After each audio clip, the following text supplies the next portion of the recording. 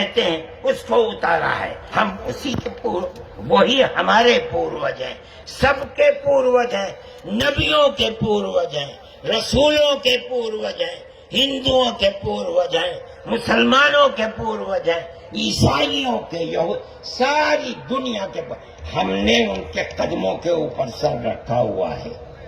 ہم مر جائیں گے مگر وہاں سے اپنے سر کو نہیں اٹھائیں گے.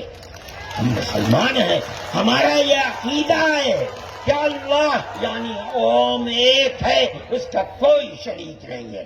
ہم 1400 سال سے اس ملک کے اندر رہ رہے ہیں، ہمیں کبھی چھیڑا نہیں گیا.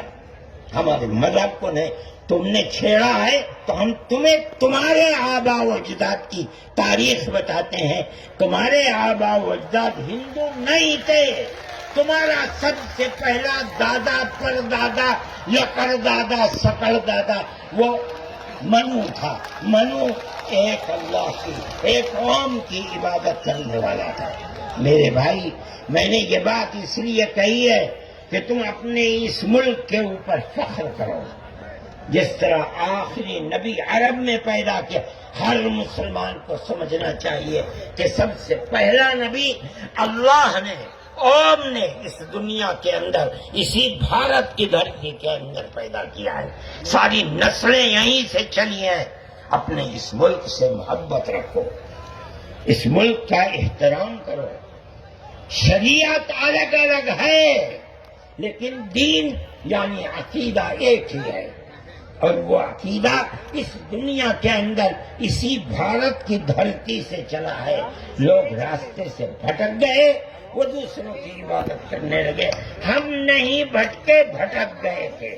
یہ اوپر والے کا کرم ہے کہ اس نے پھر ہمیں وہیں پہنچا دیا جہاں ہمارے جد امجد منو تھے.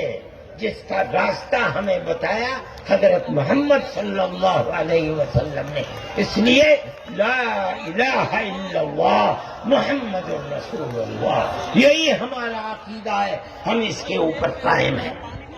میں اپنی بات کو ختم کرتا ہوں. میں فرقہ پرستی کا مخالف ہوں، اور میں سمجھتا ہوں کہ اس ملک اور اس دھرتی پر رہنے والا، صحیح دماغ رکھنے والا فرقہ پرستی کا مخالف ہوگا.